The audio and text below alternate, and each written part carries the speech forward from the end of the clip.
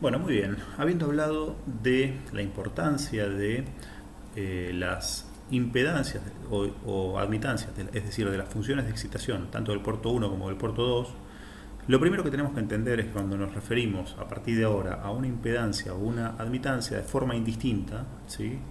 Es decir, cuando nos referimos a la función de excitación del puerto 1, nos estamos refiriendo a una FDS y al hacerlo nos referimos a una función matemática. ¿Sí? No estamos particularizando para una o para otra, es decir, nos referimos a una imitancia. ¿Sí? Una imitancia. Cuando nos referimos a una imitancia, ¿sí?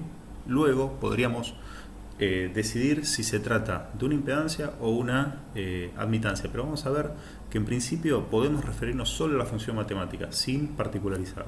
¿Sí? Y de hecho en este capítulo, justamente cuando nos referimos a síntesis de funciones de excitación, nos referimos a síntesis de imitancias. ¿Sí? Por tanto, una imitancia FDS será, como venimos haciendo hasta ahora de forma absolutamente genérica, un polinomio en S dividido un otro polinomio en S, ¿sí? Diferenciados por P y por Q. ¿Sí? Lo que nos va a interesar analizar en esta parte de la materia como primer medida es la realizabilidad de esto. ¿Sí? Realizabilidad implica, ¿sí? Implica que pueda ser implementable con una red de componentes reales. ¿Sí? Es decir, que sea físicamente realizable. Es decir, dadas las restricciones, ¿sí? Dado un conjunto de restricciones, supónganse que no, es decir, que a nosotros nos digan, bueno, tiene que ser una red pasiva, como por lo general es el caso de este tipo de usos, ¿sí? Debe ser una red pasiva. Bueno, los componentes necesariamente van a tener que tener valores positivos, estrictamente positivos, dado que de lo contrario no podemos implementarlos. ¿Sí? Ya vimos que hay técnicas para implementar componentes negativos, pero indudablemente necesitan redes activas, ¿sí? No lo podemos hacer a partir de pasivos. Por lo tanto, en este caso realizabilidad estará asociado a la posibilidad de usar componentes con valores reales y positivos. ¿Sí? Cuando nos referimos a que una función FDS es realizable, de alguna manera nos estamos haciendo referencia a dos conceptos importantes de que ustedes ya conocen de ASIS, que tienen que ver con que una, o bien de una forma muy compacta, decir que la FDS es L2, ¿sí? Que es algo bien matemático, o algo un poquito más relacionado con conceptos físicos, a que se trata de un sistema causal, ¿sí? Y estable, ¿sí? Causal y estable. ¿Sí? Nosotros de estas restricciones sabemos que justamente las singularidades, ¿sí? Los polos de FDS o las raíces de los polos de FDS o las raíces de QDS, ¿sí? Tendrán restricciones, ¿sí? No podrán estar en el semiplano derecho, ¿sí? Y algunas otras más que ahora vamos a enumerar. Sin embargo, un poco lo que queremos relacionar en este caso es que el hecho de que sea realizable, ¿sí? Va a estar muy asociado a la causalidad y a la estabilidad, ¿sí? Es decir, a que sea L2 la función. En este caso, en esta parte de la materia, usaremos una descripción a la que nos vamos a ir acostumbrando, es que justamente si FDS es realizable, diremos que FDS pertenece a un grupo de funciones que se llaman funciones reales y positivas. En las referencias van a ver que justamente el hecho de que FDS sea una función real y positiva, es decir, una FRP, van a estar asociados a que justamente los polinomios que la componen sean de una familia que se llaman polinomios Hurwitz, ¿sí? No vamos a hacer un análisis pormenorizado de este tipo de polinomios ni de las particularidades de las particularidades o de las pruebas que tendríamos que cumplir para que los polinomios sean Hurwitz y en consecuencia el cociente de polinomios sea FRP, pero sí vamos a dar las condiciones necesarias y suficientes que fueron estudiadas por un conocido ya de la casa que es Otto Grune, ¿sí? Y en tanto cumplamos con esas condiciones suficientes y necesarias, ¿sí? Podemos asegurarnos de que la función FDS, es decir, nuestra imitancia, va a ser FRP. Recordemos, importante, una vez que la imitancia sea FRP, vamos a poder estar seguros que justamente tanto una impedancia como una admitancia va a poder representar a una red circuital implementable con elementos circuitales reales y de valores reales y positivos, lo cual es lo elemental para que pueda ser algo físicamente plausible. Dicho esto, ya podemos pasar a las condiciones necesarias y suficientes. Entonces, son condiciones que van a ver que ya nos van a sonar de las funciones de transferencia, pero recordemos que no estamos analizando funciones de transferencia, estamos un pasito antes, ¿sí? Vamos a tal vez hacer un esquema lógico. A nosotros por lo general nos restringen, ¿sí? Con una función transferencia, ¿sí? Nos restringen, nos dan planteado un problema de filtrado, ¿sí? Nos imponen una función transferencia. Nosotros a partir de esta función transferencia tenemos que encontrar un camino lógico, ¿sí? Que lo vamos a ir haciendo a lo largo en lo que resta del curso para encontrar, ¿sí? Qué función satisface a esa función transferencia que es el requerimiento del problema, ¿sí? Una vez que nosotros tengamos nuestra FDS, tendremos que ver que sea FPR, es decir, que sea realizable. Y una vez que sepamos que es realizable, tendremos que ver si nos conviene implementarla, ya sea como una impedancia o como una admitancia. En base a las restricciones del problema y lo que más nos convenga a nosotros como diseñadores, ¿sí? Como ingenieros, vamos a decidir por alguna de las dos variantes para la función de excitación y en base a eso terminaremos sintetizando una red circuital. Entonces, este es el objetivo final, llegar a la síntesis de una red circuital, pero para hacer eso tuvimos que haber hecho unos cuantos pasos. Es decir, nosotros hasta ahora ya hicimos análisis de funciones de transferencia y hemos, a partir de tener una estructura, es decir, una red circuital ya prefijada, es decir, que ya sabemos que es realizable, que funciona, etcétera, etcétera, podíamos satisfacer una función de transferencia. Ahora el camino es un poquito más arduo, ¿sí? Dado que no tenemos y no conocemos la red circuital, tenemos que satisfacer algunas condiciones previas. Es decir, primero vincularla con una función de excitación. No lo sabemos hacer todavía. Luego, esto es lo que vamos a aprender en estas siguientes clases, ¿sí? Solamente esto que vemos acá en la parte central. Es decir, analizar la factibilidad de la función de excitación, verificar que sea FPR, llevarlo a alguna forma que nos satisfaga, ¿sí? Impedancia o admitancia, puede estar restringida o no por el problema, y eventualmente, ¿sí? Implementar la red circuital, ¿sí? Nosotros vamos a aprender esto en la clase de hoy y a pasar una red circuital algo vamos a empezar a ver también en la clase de hoy. Por tanto, este es un poco el camino lógico que hay que prestar atención. Entonces ahora nos vamos a quedar en el primero de los pasos, en ver qué condiciones son necesarias y suficientes para que FDS sea FPR. Entonces lo primero, esta ya es una vieja conocida, FDS no puede tener polos en el semiplano derecho, ¿sí? Es decir, todos los polos de FDS tienen que estar sí o sí en el semiplano izquierdo o eventualmente en el caso de que estén sobre el J omega, ¿sí?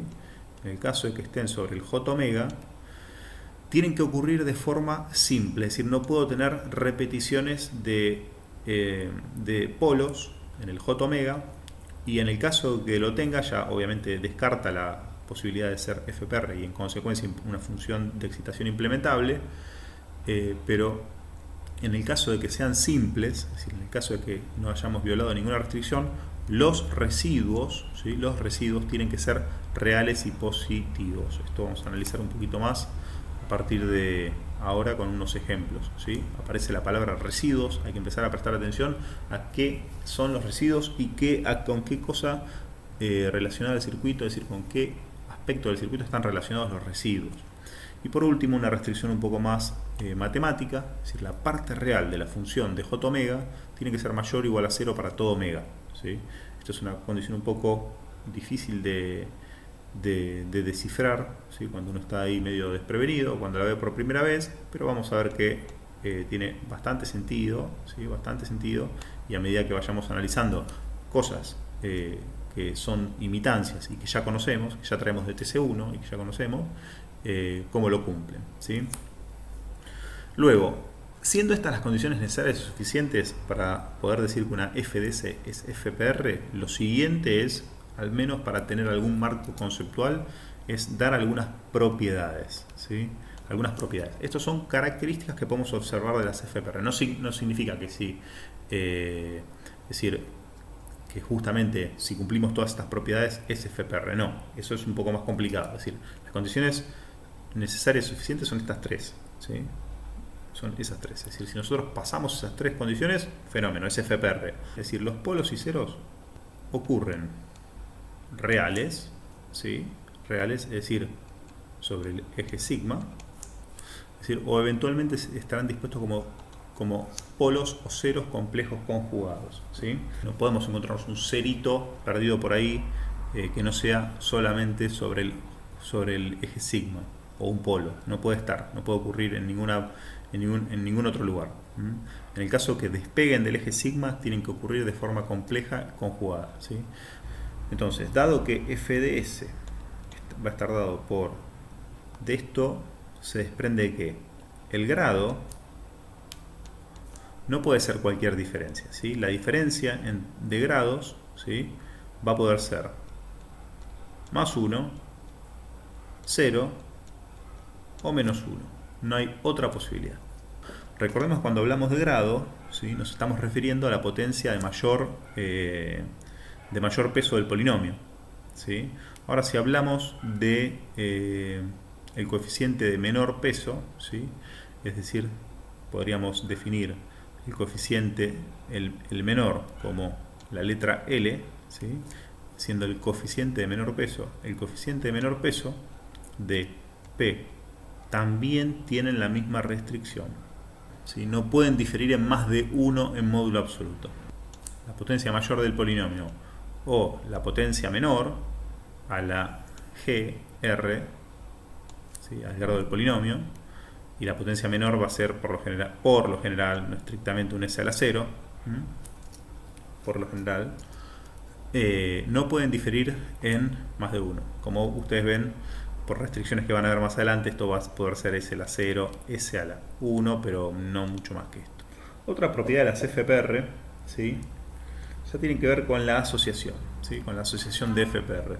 Nosotros hemos visto, ¿sí?, hasta el cansancio, en TC1, en TC2, hasta ahora, que justamente las asociaciones serie y paralelo dan lugar a suma de funciones, ¿sí? Si tenemos una F1ds que es FPR y una F2ds que es FPR, podemos concluir que F1 más F2 dará lugar a una F3 que también es FPR, lógicamente. Si esto podemos pensar en una asociación serio paralelo de imitancias, y si pensamos en un 1 sobre F1 que da también una F3, ¿sí?, también ese es FPR.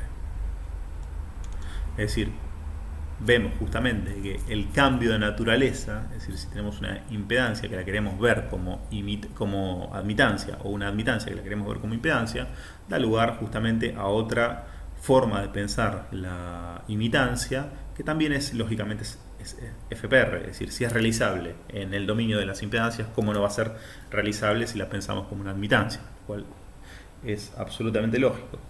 Muy bien, estas dos, ¿sí?, combinadas dan lugar a que justamente una imitancia asociada de la forma paralelo o de la forma siguiente que voy a mostrar ahora da lugar a otra F3 que también es FPR, ¿sí? ¿Esto qué quiere decir? O bien, dos impedancias Z2 dan lugar a una Z3 en paralelo que es FPR, lógicamente, como no puede ser de otra forma, o, lo que es lo mismo, dos admitancias I1 y 2 en serie dan como lugar una I3 asociadas en serie, que también responde a la misma forma que, si lo recordamos, es F1 F2 sobre F1 más F2, ¿sí?, que esto vendría a ser un poco el poner todo esto en conjunto, ¿sí? Esa asociación también da lugar a otra función que también es FPR, como no podría ser de otra manera. ¿Okay? Tal vez otra de las propiedades menos evidentes es que justamente f de s, ¿sí?, dada como p de s sobre q de s, en el caso de que p de s sea par, q de s sea impar, o viceversa, par, impar, o impar, par, es decir, me refiero a que justamente estas dos posibilidades están asociadas, par o impar y par, ¿sí?, para PDS y QDS, ¿sí?, no pueden, en estos casos no pueden, ¿sí?, no pueden tener términos faltantes, ¿sí? Por lo tanto, el hecho de que, vamos a ver más adelante, que tengan un término faltante va a romper algunas de las restricciones de FPR, ¿sí? Esto lo vamos a mostrar un poquito más adelante, pero es una propiedad que viene bien recordarla, ¿sí? Si ustedes se imaginan que PDS es par, por ejemplo, ¿sí?, es decir, que tiene 4, 2, 0, ¿sí?, potencias 4, 2, 0, no puede pasar de la 4 a la 0, ¿sí? No se puede haber perdido el coeficiente, no puede, el coeficiente del asociado a la potencia 2 no puede ser 0, ¿sí? Lo mismo si fuese 5, 3, 1, bueno, el 3 no puede ser 0. En el caso de que PDS sea impar, ¿sí?, y QDS sea par. Por lo tanto, esto viene bien recordarlo, ¿sí? Van a ver que esto es una de las propiedades que dictaminan el comportamiento de las funciones FPR no disipativas, ¿sí? Pero eso lo vamos a ver un poquito más adelante. Muy bien, entonces ya dijimos algunas propiedades. Fíjense que no son fáciles de recordar, pero a medida que vayan ganando entrenamiento con analizando funciones de excitación, van a ver que las van a ir recordando. Por lo tanto, para hacer un resumen y pasar algunos ejemplitos, recordemos que nos interesan las funciones de excitación porque las funciones de transferencia nos van a restringir qué funciones de excitación pueden implementarlas. Por lo tanto, lo primero que tenemos que saber es saber si es realizable o FPR, para luego ver cómo lo implementamos, ¿sí? Luego, cumplir con la necesidad de que sea FPR va a implicar cumplir tres condiciones inexorablemente. Y dimos por último algunas propiedades de los polinomios, de dónde pueden estar las singularidades de las funciones FPR.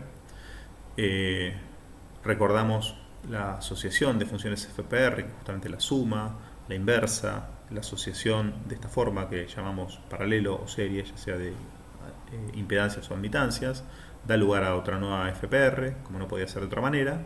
Y otra particularidad de los polinomios es que justamente no pueden tener agujeros en el caso de que sea par sobre impar o impar sobre par, ¿sí? Muy bien. Dicho esto, conviene bajar un poquito a algo más concreto, ¿sí?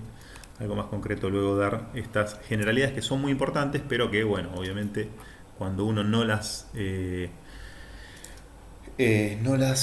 aplica a algo que ya conoce, le quedan como condiciones matemáticas muy abstractas de polinomios y de funciones que hasta ahora las venimos hablando como funciones complejas que las llamamos FPR, pero bueno, cuesta ver un poquito seguramente hasta ahora a qué nos estamos refiriendo concretamente. Entonces, vamos a recordar un tema importantísimo, que es el de los residuos, ¿sí?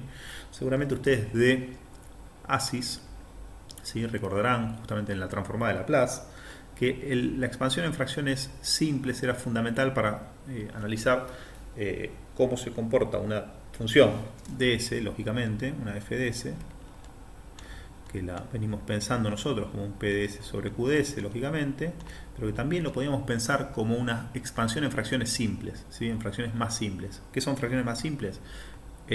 Y bueno, podríamos pensar en que íbamos a tener una constante, un valor real y positivo sobre los lugares donde f de s tuviera sus singularidades. En este caso tenemos una singularidad, ¿sí?, un polo en el origen. Podemos pensar que justamente f de s la podemos pensar como una suma, ¿sí?, de una constante sobre esa singularidad. Eventualmente dijimos que las FPR iban a tener polos, ¿sí?, sobre el sigma, por lo tanto vamos a poder pensar una K0, perdón, esta la podemos llamar K0 por estar en el origen, esta la podemos llamar K1, ¿sí?, por estar en otro lugar diferente, ¿sí? En este caso un polo lo podemos tener sobre el sigma, ¿sí?, en cualquier lugar del sigma, por lo tanto esto puede ser sigma 1, ¿sí?, un lugar arbitrario sobre el eje sigma.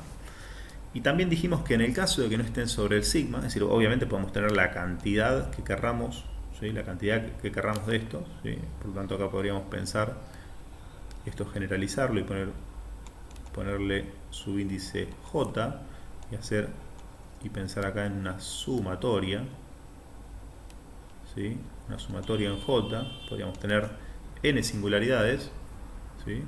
O también podríamos tener m singularidades complejas conjugadas, ¿no? En I podríamos tener m singularidades complejas conjugadas en I. Vamos a ver que las singularidades en I las podemos poner de esta forma: 2 k sub I por S, ¿sí? 2k sub I por S. Vamos a probar que esto tiene un sentido, esta forma, no es que es algo caprichoso, y que justamente, dado que no pueden ocurrir en cualquier lugar este tipo de singularidades, vamos a tener que acompañar a estas singularidades de su posición en el J omega, y como ocurren de a pares, lo tenemos que poner justamente con un polo que sea complejo, conjugado e imaginario, ¿sí? Por lo tanto, ese cuadrado más un número real, en este caso, que va a ser la localización. Así como tenemos un k sub i que va a ser el residuo, vamos a tener una omega sub i que va a ser su localización en el J omega, ¿sí? Entonces, de esta manera podríamos pensar que esta FDS eventualmente tiene, ¿sí?, un polo en el origen, en el J omega, en omega igual a 0, ¿sí? Puede tener un polo en sigma en S igual a sigma sub J, ¿sí?, tantos como querramos, y puede tener singularidades a lo largo del J omega, ¿sí?, localizadas en omega sub I, ¿sí?, con cada una de esos polos asociado a un K sub I. Por supuesto que también puede haber otras singularidades, ¿sí? Puede haber singularidades también en el infinito, ¿sí?, un residuo asociado a una singularidad en el infinito, y esto es un poco extraño, esto choca un poco con la intuición que tenemos nosotros de fracciones simples. ¿Por qué? Porque estamos acostumbrados a ver FDS que eran funciones transferencia, y una función de excitación no es una función transferencia, y justamente permite la existencia de este tipo de términos, ¿sí? De hecho, podríamos perfectamente tener un polo en el infinito, ¿sí? De hecho, si ustedes piensan, y podemos empezar por esa FDS, ¿sí?, si tuviéramos una función de excitación basada en K infinito por S, ¿sí?, ¿a qué nos estaríamos refiriendo en el caso que sea FDS una impedancia? Lógicamente nos estamos refiriendo a un inductor, ¿sí? Y fíjense qué interesante, el residuo no es otra cosa que el valor del inductor. En el caso que nos estemos refiriendo a una admitancia, nos estamos refiriendo a pensar a un capacitor de valor K infinito, ¿sí?, que justamente va a presentar una susceptancia de valor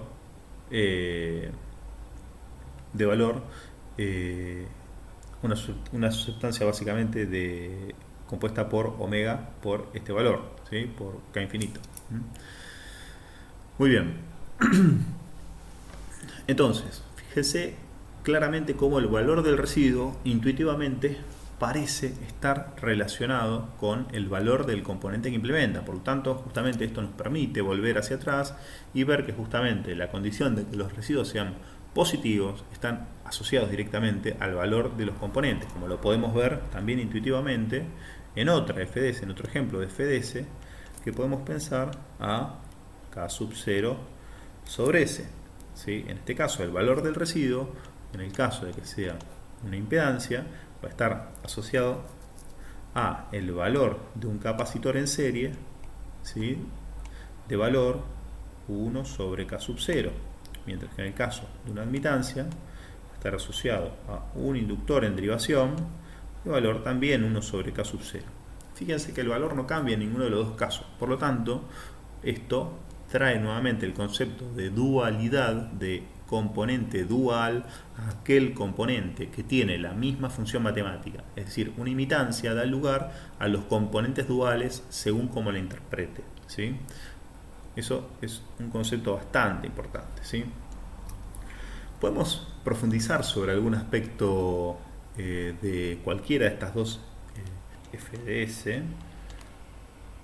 K infinito por S tiene una representación en omega, es decir, para f de S, dado que S es igual a J omega, ¿sí? Como K0 por J omega, es decir, que f de J omega va a ser igual a J K infinito por omega, ¿sí? Luego vemos que la parte real de f de J omega es igual a 0 para todo omega. Por lo tanto, cualquiera de estas dos que acabamos de analizar hasta ahora cumple claramente con la tercera condición, es decir, cumplimos con tener los polos en el SPD, cumplimos con tener polos simples y con residuos positivos, porque en el caso de en estos casos estamos sobre el J omega, tenemos residuos positivos dado que va a ser justamente va a ser un inductor o un capacitor en derivación de valor real y positivo, y obviamente la parte real es marginalmente igual a 0 para todo omega. Lógicamente cumplimos con las condiciones, lógicamente como es de esperar es FPR. Por supuesto que hay casos donde no lo son y no nos interesan tanto probar y analizar esos casos, ¿sí? En todo caso queremos mostrar los casos más reales, que son los que más interés van a tener para nosotros, para pasar nuevamente a los problemas de síntesis de transferencias, que son los que más nos interesan. No vamos a analizar tanto funciones exóticas FDS que no son FPR, vamos a quedarnos con las que sabemos que sí lo son y que vamos a analizar extensamente. Entonces podemos pasar en orden de complejidad a aquellos residuos que tienen polos simples, a ver qué forma tienen esas funciones de excitación. Entonces, transcribiendo un poco, vamos a ver aquellas FDS que tienen esta forma: K sub I sobre S más omega sub I, ¿no? Que serían estos otros términos que habíamos visto por ahí. Muy bien. ¿Qué sería esto? Bueno, ¿qué sería esto? Vamos a hacer un poco el mismo análisis. ¿Qué sería esto si yo lo pienso como una impedancia? Si yo lo pienso como una impedancia, una ZDS, podemos pensar que justamente estamos ante algo que tiene esta forma: 1 sobre S, ¿sí? Por 1 sobre K sub I más tita sub I, sigma sub I sobre K sub I. Esto sí ya se parece un poco más a algo que nosotros conocemos. Si esto es una función de excitación vista como una ZDS, ¿sí? Lo único que puede ser, si justamente estamos invirtiendo una supuesta F2 de S, como habíamos visto antes, o una F1 de S, para dar una Z2 de S, lo único que puede ser esto es una suma de admitancias. Entonces, si esto es una suma de admitancias, tenemos que pensar en una asociación paralelo de dos admitancias. Una admitancia capacitiva, que va a tener valor 1 sobre K sub I, y otra admitancia de valor sigma sub I sobre K sub I. O un resistor, lo que es lo mismo, un resistor de valor K sub I sobre sigma sub I. Correcto. Entonces esto sí va a dar lugar a esta función de excitación. Por otro lado, si esa imitancia la pienso como una IDS, ¿sí? Lo que estaríamos pensando es una asociación serie, ¿sí? Una asociación serie de dos impedancias. Fíjense lo siguiente: si todo esto tiene que ser esto es FDS, ¿no? Lógicamente, si esto que tenemos acá es admitancia, necesariamente lo que tenemos en QDS va a ser impedancias. es decir, dos impedancias en serie, ¿sí? Se van a ver justamente como la admitancia resultante. Por tanto, ¿qué impedancia va a ser esto? Bueno, va a ser una bobina, ¿sí? Un inductor del mismo valor, de valor 1 sobre K sub I, ¿sí? Y un resistor asociado en serie, en este caso sí de valor sigma sub I sobre K sub I.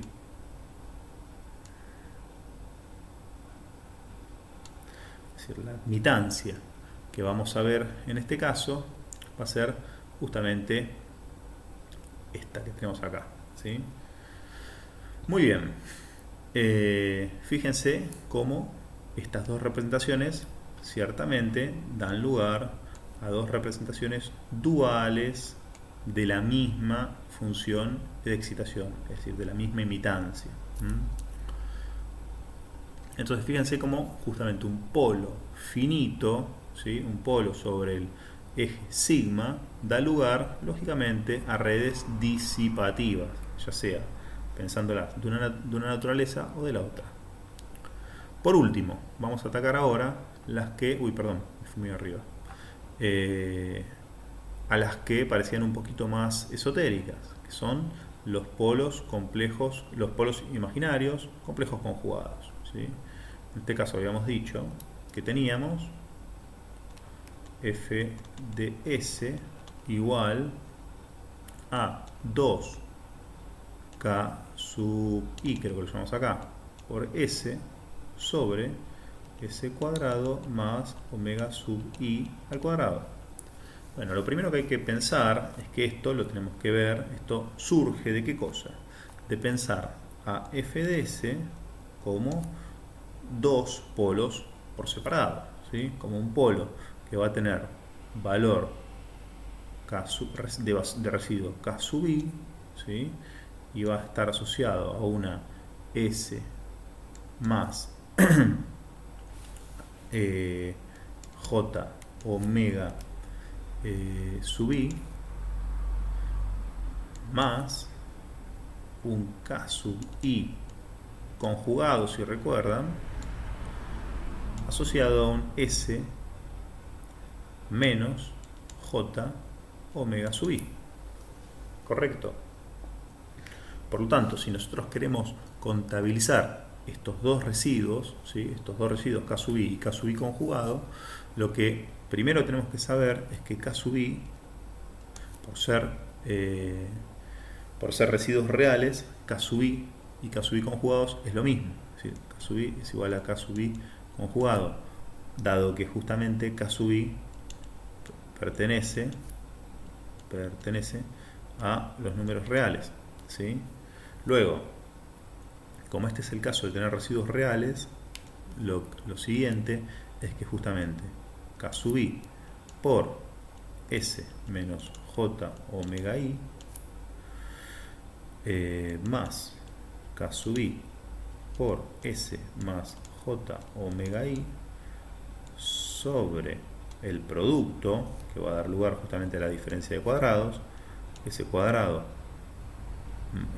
como es diferencia de cuadrados, nos queda menos J al cuadrado omega sub i al cuadrado. Esto da lugar a que tengamos K sub i S menos J omega sub i K sub i más K sub i S más J omega sub i K sub i sobre S cuadrado más menos con el menos del J cuadrado más omega sub i cuadrado, y esto termina siendo K sub i por S más K sub i por S, 2K sub i por S menos J omega Ki, lo pierdo con el más J omega Ki, y esto resulta simplemente en 2K sub i S sobre S cuadrado más omega sub i al cuadrado, que es un poco la primera representación que tal vez parecía un poquito más extraña, pero resulta que justamente esta expresión viene de contabilizar los dos residuos juntos, ¿sí? los dos residuos juntos. Y felizmente esta representación la podemos pensar también, dado que justamente es una función de excitación, la podemos pensar de la siguiente manera. Fíjense, basta con que distribuyamos el numerador en los dos términos del denominador para que tengamos lo siguiente: s cuadrado sobre 2k sub i por s más omega sub i cuadrado sobre 2k sub i por omega no, por s, 2k sub i por s, ¿sí? Esto da lugar a ¿qué cosa? Esto da lugar a pensar a nuestra función de excitación como la suma de ¿qué cosa? De S por 1 sobre 2k sub i más 1 sobre S por 2k sub i sobre omega i al cuadrado. ¿Ok?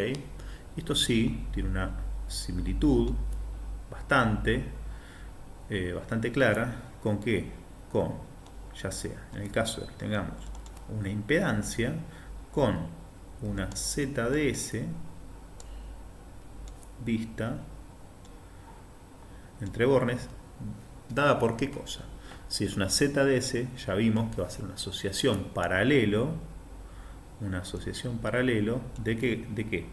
De un inductor, perdón, un capacitor de valor 1 sobre 2k sub i y un capacitor, perdón, ¿dije bien? Estamos en Z, esto es un... no, dije mal. Estamos viéndolo como una Z. Esto va a ser una suma de dos admitancias, dos admitancias. La primera, un capacitor de valor 1 sobre 2k sub i, y la segunda, una inductancia de 2k sub i sobre omega sub i al cuadrado. ¿Ok? Del mismo modo, su circuito dual va a ser una asociación serie de los mismos elementos, pero como ya hemos visto varias veces, ¿sí?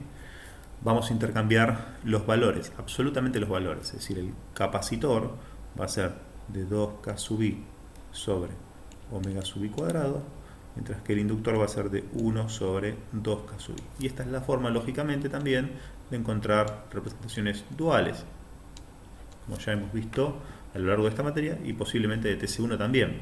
En este caso estaríamos presenciando FDS como una ZDS y en este caso como una IDS. ¿Sí? Luego, dicho esto, ya seguramente estas funciones de excitación que acabamos de presentar más arriba y estas propiedades de las FPR seguramente ya nos empiezan a parecer algo un poco más cercano a lo que es una red circuital. Ya empezamos a ver que los residuos aparecen y siempre están asociados a valores de componentes. Siempre están asociados los residuos a valores de componentes. Por lo tanto, analizar el hecho de que sean reales y positivos, fíjense que siempre terminan redundando en el análisis de componentes positivos, que es básicamente lo que necesitamos para poder implementar una red eléctrica circuital, ¿sí? Muy bien, dicho esto, que son un poco la presentación de las generalidades de las funciones de excitación de las FPR, vamos a parar acá y vamos a empezar ahora, a partir del siguiente video, a analizar redes circuitales y sus características cuando se traten de redes compuestas por solamente dos elementos, como hemos visto, ya sea no disipativas, como en el último caso, inductores y capacitores, ¿sí? O disipativas, en este caso, compuestas por inductores y resistores o capacitores y resistores.